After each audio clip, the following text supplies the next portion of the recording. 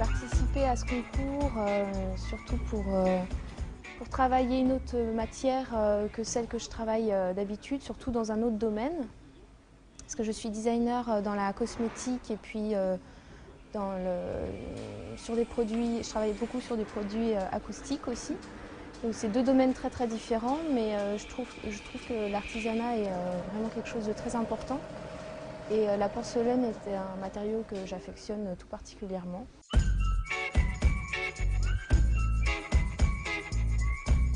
Je suis donc sortie d'une école de design à Nantes il y a déjà 5 ans.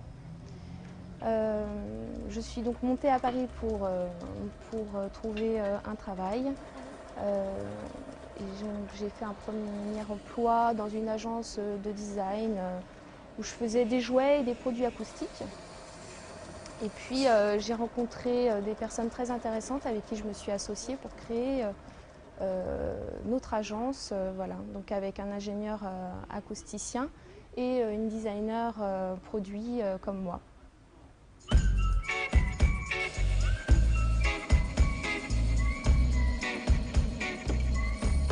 Je n'avais jamais travaillé sur la porcelaine. Donc c'est vraiment une découverte aujourd'hui. Donc j'ai été très fière d'être sélectionnée pour la réalisation de mon projet. Donc là j'ai appris toutes les techniques, les bases, et j'ai essayé, testé. Et c'est très intéressant d'avoir les mains dedans et de réaliser au fur et à mesure son projet.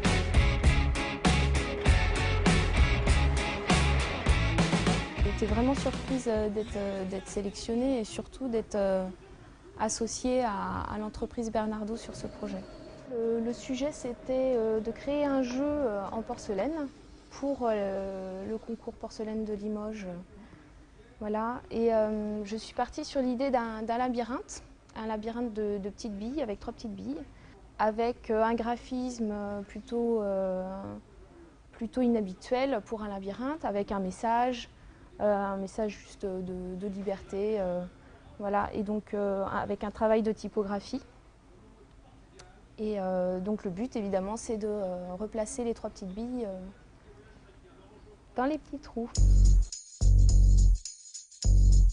Les contraintes de la porcelaine ont modifié votre œuvre de départ? Un petit peu surtout les contrastes mat brillants, parce que je voulais vraiment avoir ce travail-là sur le projet, c'est d'avoir un contraste de matière, de toucher. Et là-dessus, sur la technique de l'émail, ça change effectivement quelques détails. Mon métier fait que j'arrive à quand même appréhender les matériaux, même si en général c'est plutôt sur du plastique que je travaille plus souvent, ou du métal, etc. On va mettre ça là. Il va falloir faire tous les contours de lettres à la pointe. D'accord. Et après on va creuser tout ce qui est blanc. D'accord.